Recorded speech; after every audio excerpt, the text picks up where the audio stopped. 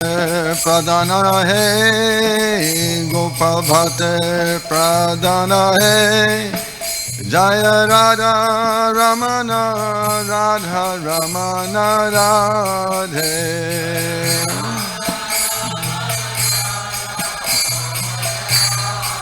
Jaya Radha Ramana Radha Ramana Radhe.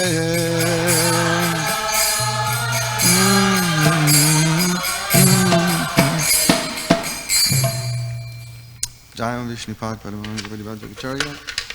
Also to receive Srimad His Divine Grace, A.C. Bhaktivedanta Swami Prabhupada ki jai. Anandagiri Vaishnava Vrinda ki jai. Grantara Srimad Bhagavatam ki jai. Hariyam Sankirtan ki jai. Jai Gaura Bhimanandi. All glories to the sum of the devotees. All glories to the sum of the devotees. All glories to the sum of the devotees. All glories to Sri Guru and Sri Gauranga.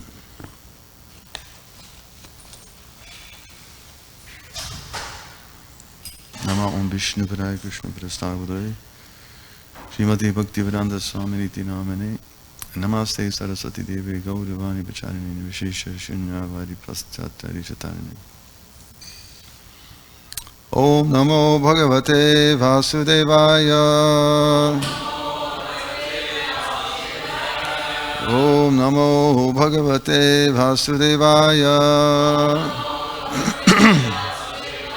Om Namo Bhagavate Vasudevaya. Reading from Srimad Bhagavatam, 3rd Canto, Chapter 15, entitled Description of the Kingdom of God. Text number 21. Shri Rupini Kvanayati Charanarvindam.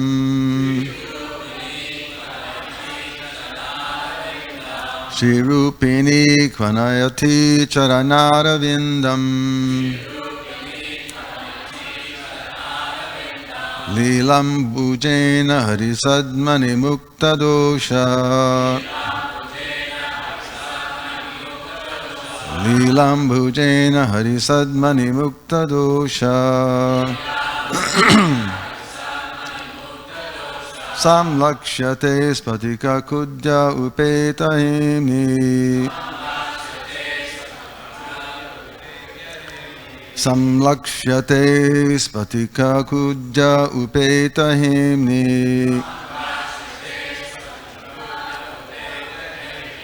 Sammarjativa Yadanugrahane Nyayatna.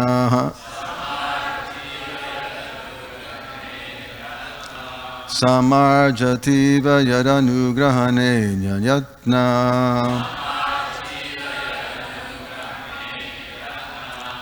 Shri Rupini Kvanayati Charanarvindam. Lilam Bhujena Harisadmane Mukta Dosha. Sanglakshate Spatika Kudya Upetahimni. Samarjativa Yadanugrahane Nyanyatna.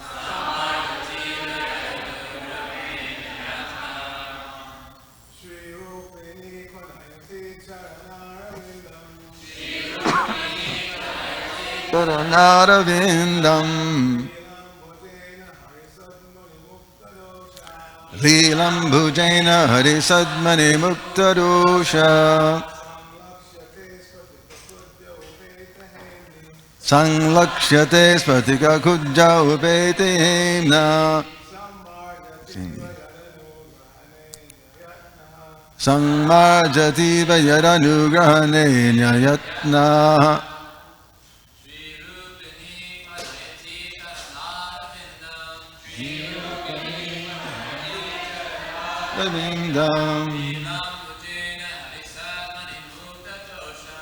Sangam Bhujena Harisadmani Mukta Dosha.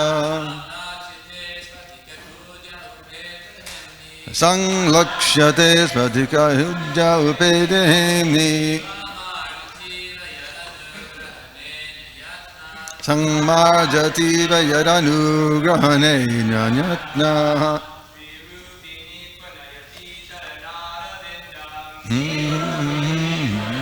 Charanaravindam Leelam Bhujena Harisadmani Mukta Dosha Sanglakshyate Spadika Kujja Upeta Hemi Sangmajativa Yadanugrahane Nyanyatna. Ladies?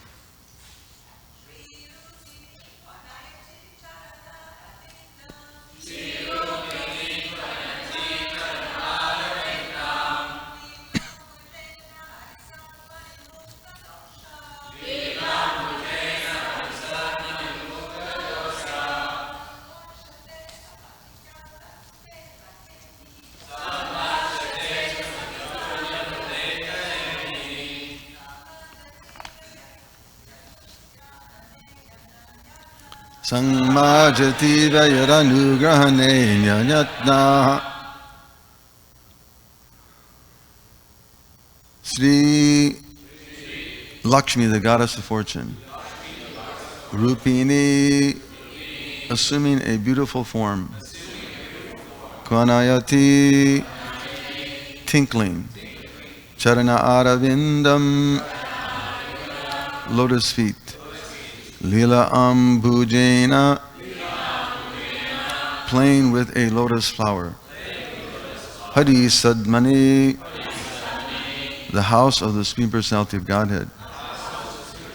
Mukta Dosha, freed from all faults.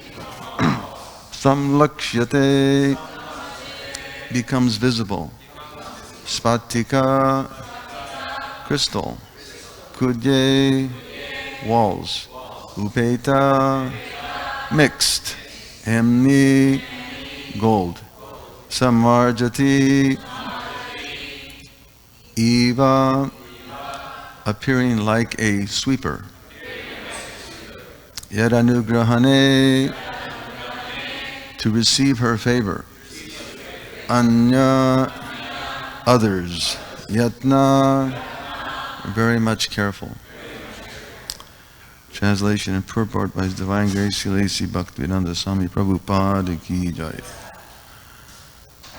The ladies in the Vaikuntha planets are as beautiful as the goddess of fortune herself. Such transcendently beautiful ladies, their hands playing with lotuses and their leg bangles tinkling, are sometimes seen sweeping the marble walls, which are bedecked at intervals with golden borders, in order to receive the grace of the Supreme Personality of Godhead. Purport. In the Brahma Samhita, it is stated that the Supreme Lord Govinda is always served in his abode by many, many millions of goddesses of fortune. Lakshmi Sahasra Shata Sambrahma Sevyamanam.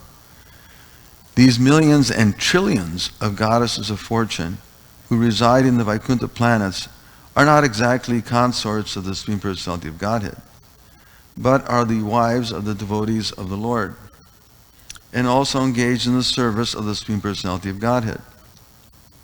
It is stated here that in the Vaikuntha planets, the houses are made of marble. Similarly, in the Brahma Samhita, it is stated that the ground on the Vaikuntha planets is made of touchstone. Thus, there is no need to sweep the stone in Vaikuntha, for there is hardly any dust on it. But still, in order to satisfy the Lord,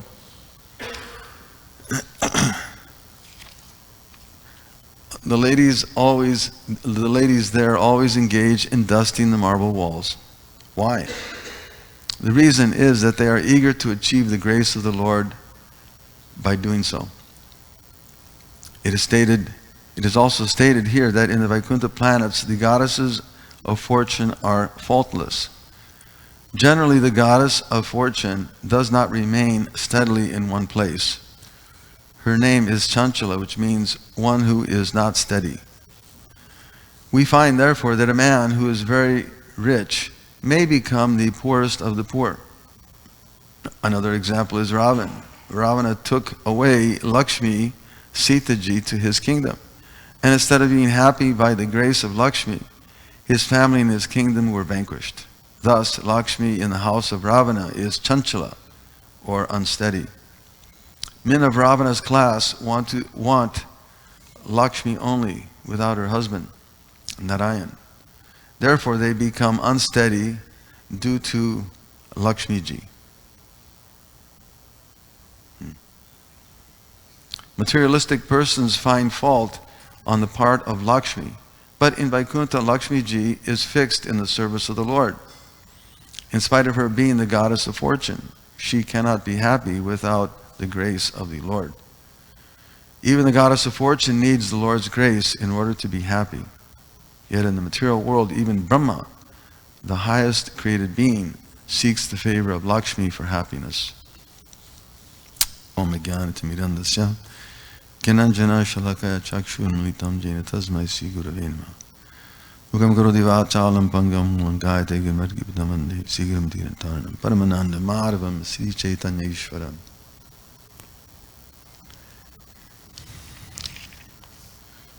So just to add or also mention that today is the holy disappearance day of Gopal Bhatta Goswami, so we're going to say a few things about the purport today, although it's just incredible. Everything Srila Prabhupada says here is just by revelation. And then we'll say a few things about Gopal Bhatta Goswami. So first of all, it's important to note that the spiritual world, and we've heard this in previous classes, but it's worth repeating that in the spiritual world, which is a place, there are wonderful, wonderful things going on. So it's not that spiritual life or the spiritual realm is just some void or some unknown or unknowable place where we don't know what's going on. I remember as a small child wondering what happens when I die. Am I going to see and recognize anyone after all of this? What happens? It's a fearful condition that everyone in the material world is experiencing. All conditioned souls are experiencing that. What happens when I die? But here we can understand that it's actually very glorious. It's something to look forward to. That spiritual realm where the Lord resides, there are many, many millions and trillions of residents, unlimited. And these residents all reside in the spiritual realm, and their purpose there is to be engaged in service. So it's not that, again, we're doing nothing here, or whatever we're doing here changes in the spiritual realm. That interesting to note here also, these goddesses of fortune are the wives of the devotees of the Lord. So in the spiritual world also, there's association. It's not that one is simply in some nebulous or uncertain state. And again, we don't know what's going to be, what's going to happen next.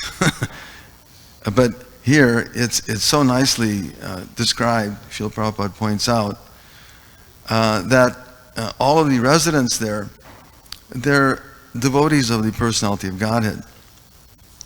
And they're engaging in His service. And those places are very nicely constructed, made of marble. made of a gemstone, and as Prabhupada points out here, that there's no actual reason, there's no reason to clean such places. As we find in the material world, again, we can only compare, that's our experience. Obviously, Srila Prabhupada, when he's writing these purports, he's reading, or he's giving it to us by revelation. He's actually seeing the spiritual realm and what goes on there. And such places, the ground is covered with a touchstone. There's no reason to clean such places, as Prabhupada writes here. There's hardly any dust on it, so why clean it? But the reason Prabhupada gives here, just in the next few words, is just to satisfy the Lord, which again is also an important aspect of Krishna consciousness, that sometimes we have to look, or we need to take the initiative in getting the mercy of the Lord. It's not that the devotees have to engage, like in the material world, people typically they're working very sincerely for some kind of benefit. In the spiritual world, it's of a different nature. That the devotees are always looking for an opportunity, and they're taking the initiative to render service to the Lord, even if it's not needed. There's no reason to dust the walls. Well, here it might be, but in the spiritual realm there's no need.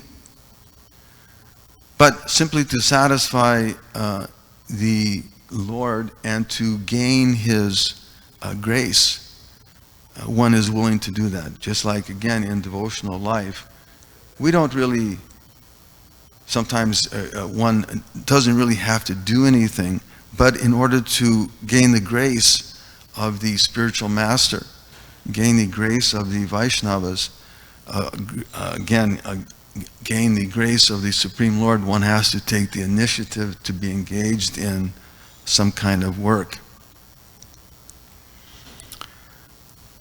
It is stated here that in the Vaikuntha planets, the goddesses of fortune are faultless. And generally the goddess of fortune does not remain steadily in one place. It's interesting. That in the material world, whenever we want to enjoy something, that may be an aspect of Lakshmiji's favor, that enjoyment, it only lasts for a short time. And Prabhupada uses the word here, chanchala, which means one who is not steady. If we try to enjoy this material world separately from the Lord, then you can be sure that it'll disappear in due course. As is the case with very materialistic people who are working so hard to acquire wealth and position. And such Ravana class of people want to enjoy that material wealth. But in that atmosphere, Lakshmi, she becomes unsteady, and therefore she's described here as chanchala. She doesn't want to be in that kind of association. She doesn't want to be in that kind of association, so she goes away. But she wants to be in the association of those who are engaged in devotional service, who want to be engaged in the service of the Supreme Lord. Otherwise, she cannot be happy without that grace. And finally, Prabhupada wraps up his purport by stating that the goddess of fortune needs the Lord's grace in order to be happy. Yet in the material world, even Brahma, the highest created being, seeks the favor of Lakshmi for happiness. So this is also very interesting in the life of Srila Gopal Bhatta Goswami, who we're also recognizing today. And because in his life, as a Sri Bhakta, his father, Venkata Bhatta, they were trained as Sri Vaishnavas. And we're going to speak a little about that this morning, about how it's interesting how this purport mentions Lakshmi Devi, and this is also plays a prominent role in the life of Gopal Bhatta Goswami. Today being his Tirobhava, his disappearance day. Typically, the Gaudiya Vaishnavas, they observe the Avirbhava, or the appearance of the Lord, and the disappearance, Tirobhava, of the liberated personalities, the great souls and servants of the Lord. So, before we do that, we wanted to hand out this beautiful song, which is meant to be sung on Tirobhav observances. So we're going to chant this very beautiful little song sung by Narottam Das Thakur.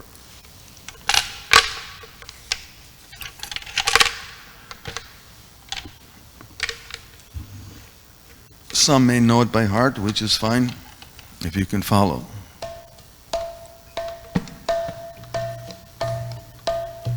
Ye anilo premadhanam karuna pracho. Ye anilo premadhanam.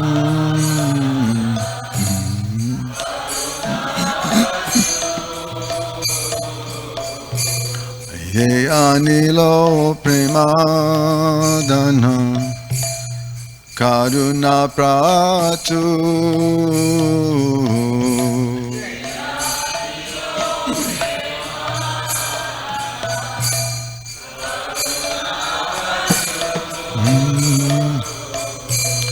Hey no Prabhu kota gela charja taku.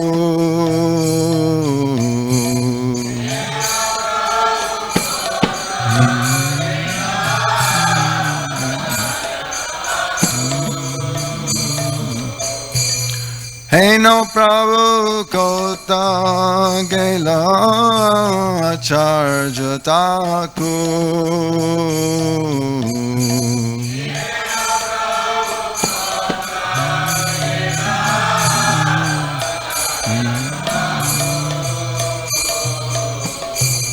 Kahamora swarup rupam kaha sanatan.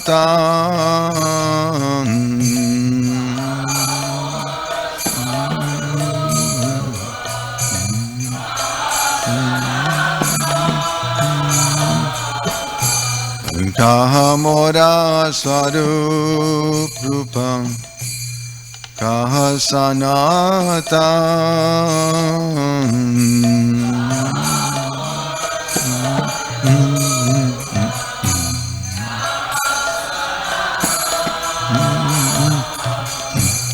Kaha dasa raghunata patita pavan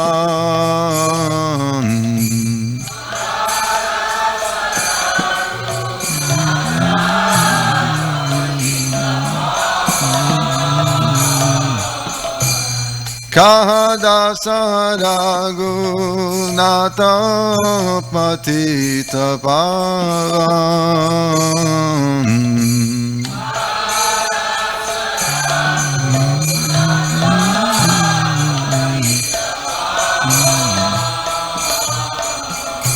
Kaha moda bhata yugam Kaha kavira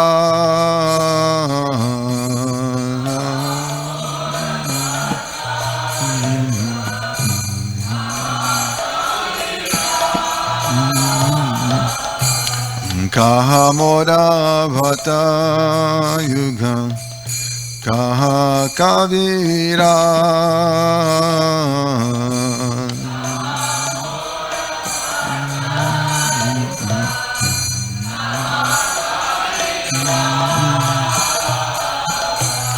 Eka kale kota gela gora natara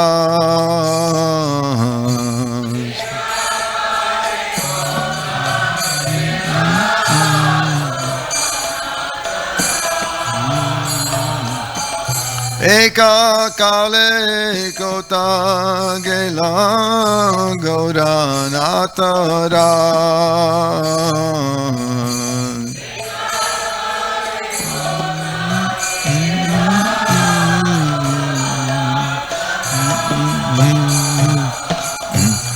Pashane kutibo matam Anale pashibo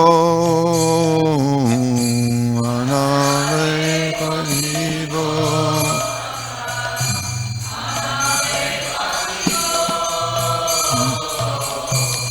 Pashane kutibo matam Anale pashibo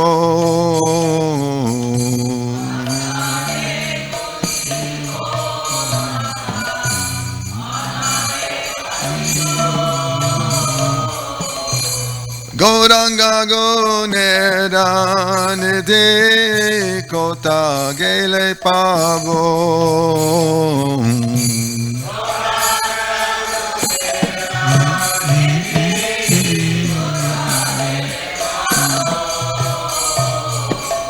Goranga gonera nede kota gele pavo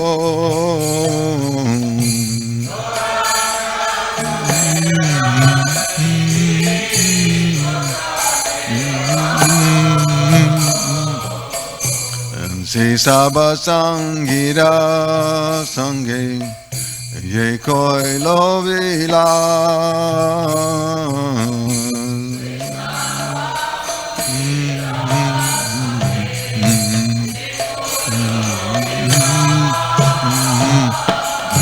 Se sabasangira sange ye koi lovila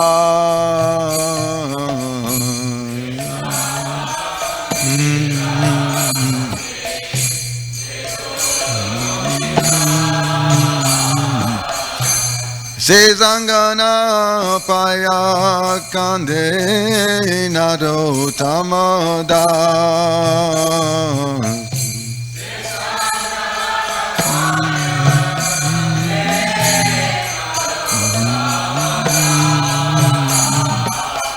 Se sangana paya kande nado tamada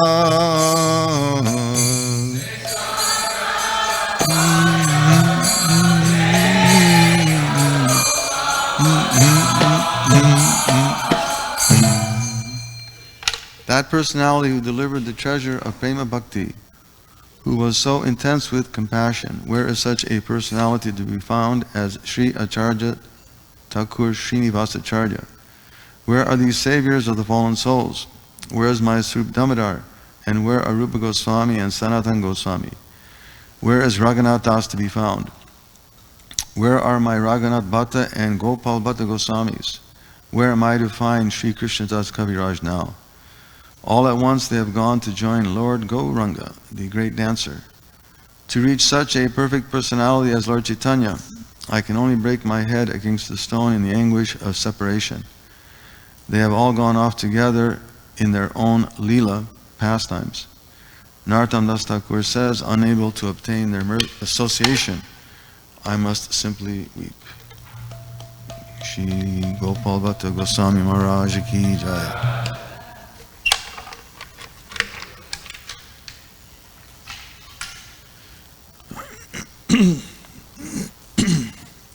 So just to read a few things about this wonderful personality, Gopal Bhatta Goswami.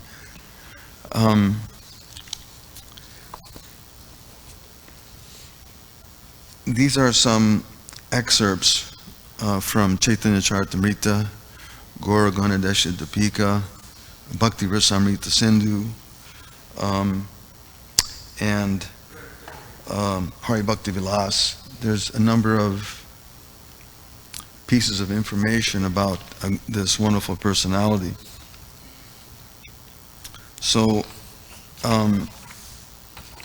in the Gaura Ganadesha Dipika it's described that he who was formerly Ananga Manjari has appeared to enrich Mahaprabhu's pastimes as Srila Gopal Bhatta Goswami. Some say that Gopal Bhatta is actually Guna Manjari. So there's two opinions on this matter. But Srila Gopal Bhatta Goswami appeared in 1500 or 1503. There's again some different opinion. But he was born as the son of Venkata Bhatta in the town of Sri Rangam in South India, who was a Sri Vaishnava. And according to Narhari Thakur, in his Bhakti Ratnakara, it's described that when Gopal was born, Chaitanya Mahaprabhu appeared in a dream to him at a very early age. And in this dream, he was given the vision to witness he was able to witness all of the Lord's Navadvip pastimes, which is very amazing that these liberated souls that we find in our Gaudiya Vaishnava tradition, many of them were able to see the actual form of the Lord. Just like in the life of Srila Bhakti Siddhanta, there's a description how in the evening sometimes he would go out in the middle of the night and he would be out there talking to someone. And his disciples are thinking, well, who is he talking to? And they would go out there and there's no one there. But Srila Bhakti Siddhanta would wander out in the evening sometimes and speak. So these great personalities are actually seeing the Lord. They have the vision. And so the Gopal Bhatta was also having that same experience. The Lord appeared in his in the form of a dream, and in that dream he revealed to Gopal Bhatta who the Chaitanya Mahaprabhu was, and how and when he would appear, and also in the dream revealed various Navadvip pastimes that he would be enacting. And initially this dream was a little bit disturbing to Gopal, because he, being in the Vrindavan mood, didn't want to see Chaitanya Mahaprabhu. He felt a little unsteady seeing the Lord in his sannyas form. Instead, being in the Vrindavan mood, he was more in Lord Chaitanya, or Chaitanya in his Navadvip pastimes as a grihastha. So it was a little bit disturbing. And then the Lord manifested out of that dream into an actual form before Gopal. And Gopal was able to see, just as we mentioned, Srila Bhaktisiddhanta would also go out and he would see these transcendental personalities. So Gopal was also seeing this beautiful form. And again, the Lord revealed to him these Navadvip pastimes and certain things that he was going to be doing. He gave him instruction and then foretold that he would go to Vrindavan before long and make many disciples who would spread the teachings throughout the world. That he would first come to Navadvip and then he would later on go to Vrindavan. So when the Lord actually manifested there before Gopal, Gopal felt pacified that, okay, this is the same Supreme Lord that I'm worshiping and that I'm keeping most dear. And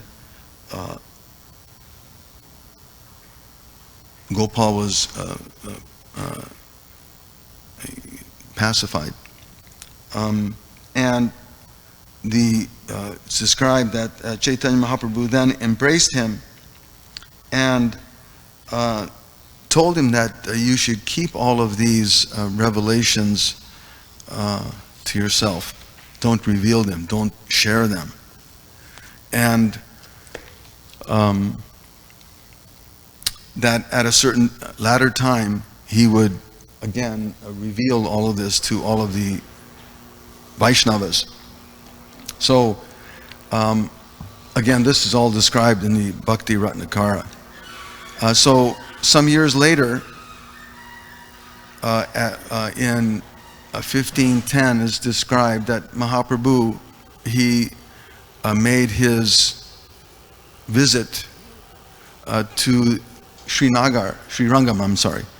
He went in 1510 to visit Srirangam, and there he is described in the Chaitanya Charitamrita as well, very nicely by Krishnadas Kaviraj, how he spent some 4 months there with Venkata Bhatta, who was the father of Gopal. And there's a very nice description in that visit of how the Lord converted Venkat Bhatta from Sri Vaishnavism to understanding the Lord in his supreme form as Krishna in Vrindavan, as opposed to the Narayan form. And so there's a very nice description given how although Gopal Bhatta was still a very young boy, he was fortunate enough to be able to serve the Lord by massaging his feet.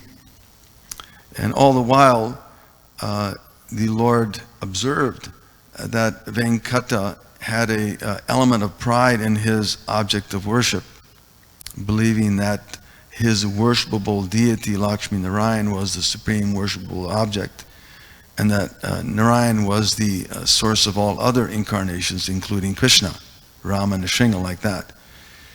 And he reasoned that Narayan is never born. He is Aja, while Krishna and Balaram take birth in the world. He thus thought Mahaprabhu worships Krishna, the incarnation of Narayan, while we worship Narayan, the source of all incarnations. So this debate went on for some time, and actually Mahaprabhu, being the destroyer of all false pride, finally decided one day that he would question Venkat. And that description, that exchange is further elaborated in the Chaitanya Charitamrita. And eventually, which we won't get into because of the time factor, but eventually Venkatbhatta surrendered and accepted the fact that the worship of Krishna in Vrindavan is of a higher worship than that of Lord Narayan. The Lord Narayan having 60 qualities, the form of Krishna having the 64, and being in the and those 64 qualities are infused with Madhurya Ras, as opposed to Lakshmi Narayan worship. And then there's a discussion back and forth about why Lakshmi Devi's, although having performed austerities, was not able to enter into the pastimes of Krishna in Vrindavan because of her failure to follow in the gopis' footsteps and to continue to perform her austerities in the mood of awe and reverence. So this is a very, very wonderful, more elaborate discussion which is described there in the Chaitanya Charitamrita, which Srila Prabhupada gives us. So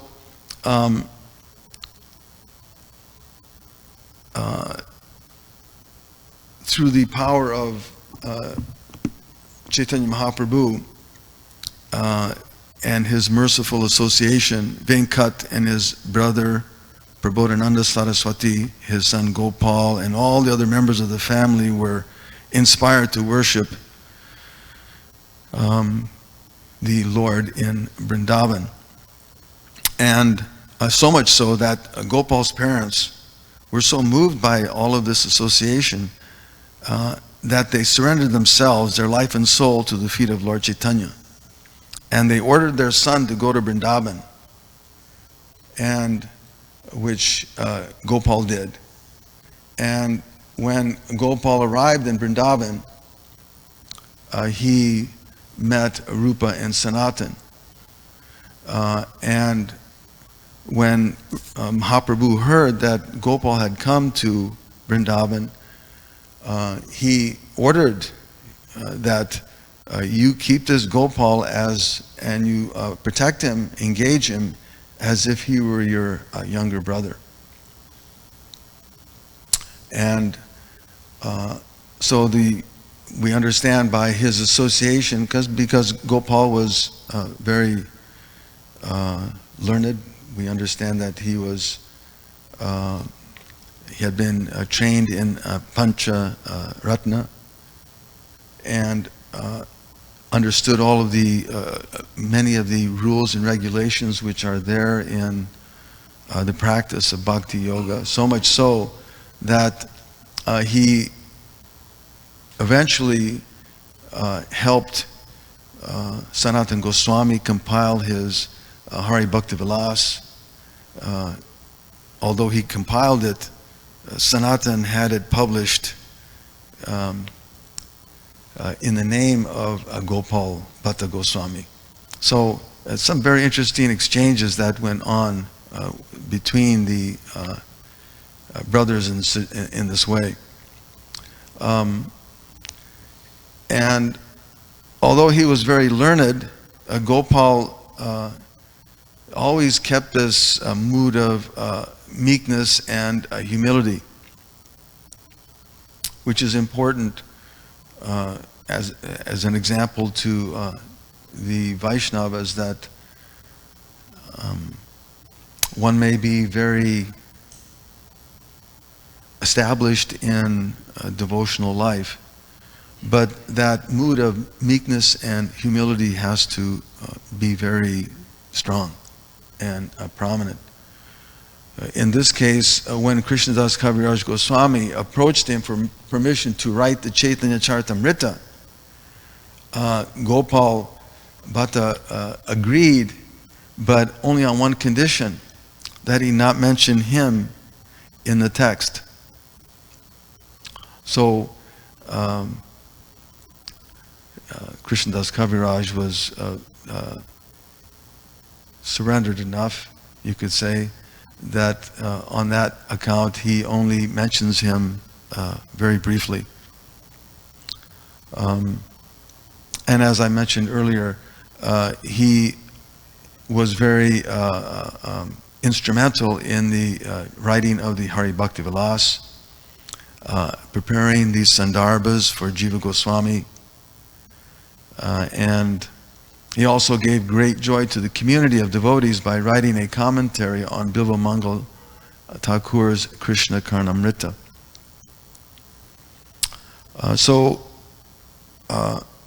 Gopal was again very, very prominent in our Vaishnav line, and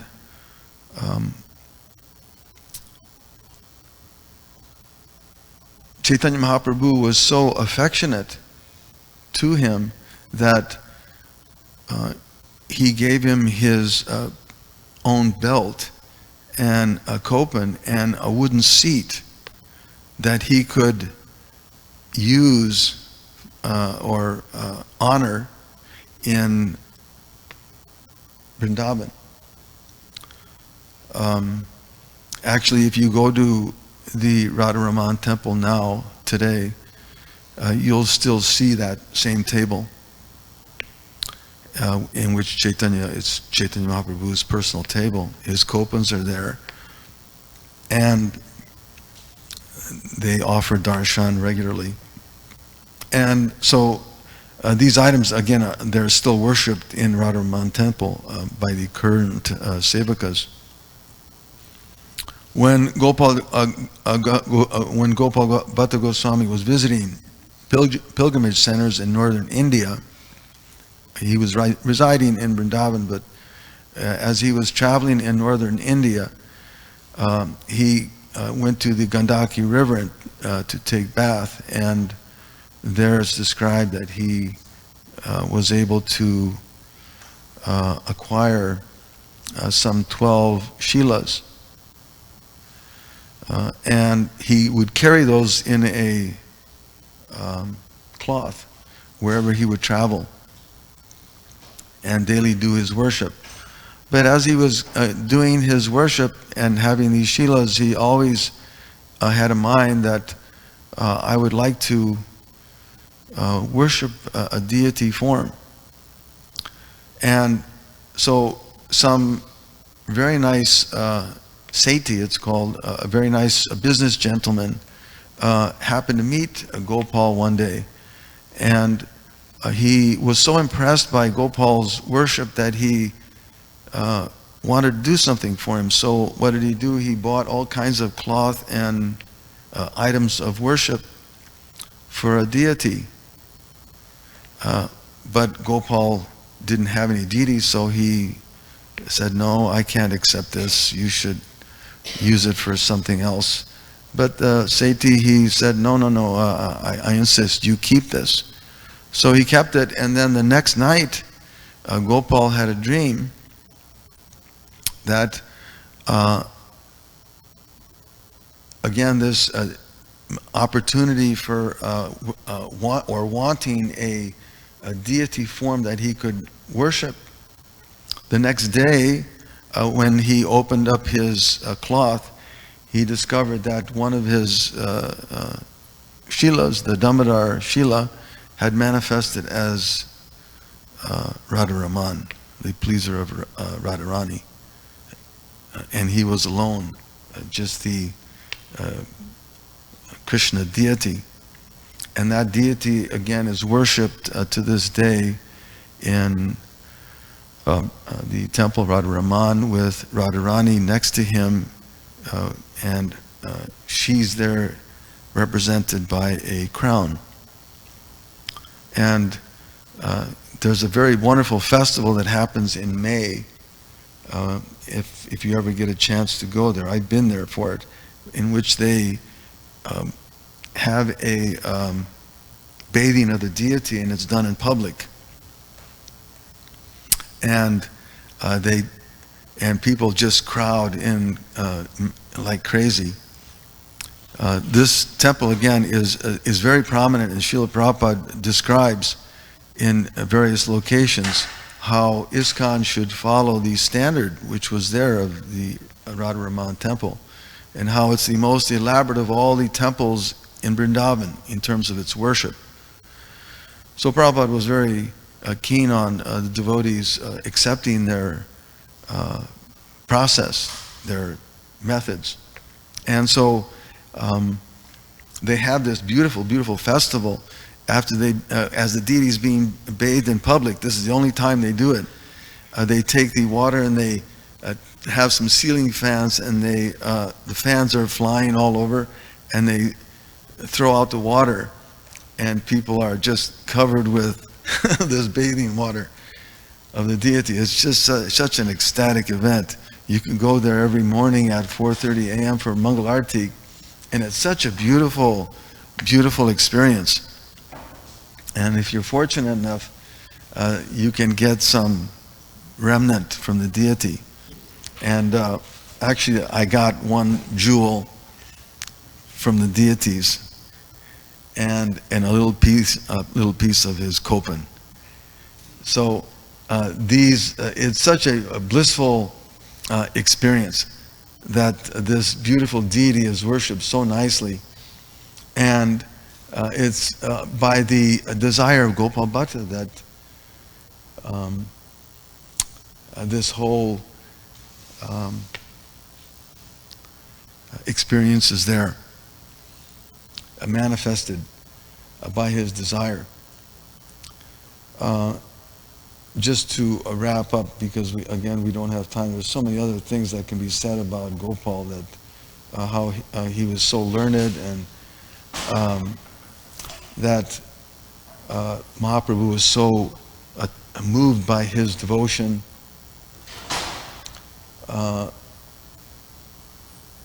Gopal Bhatta Goswami ended his earthly pastimes on Krishna Panchami of 1507, so he was approximately 75 years old when he left this physical world.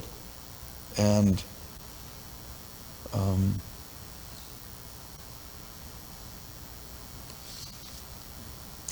we'll just end there.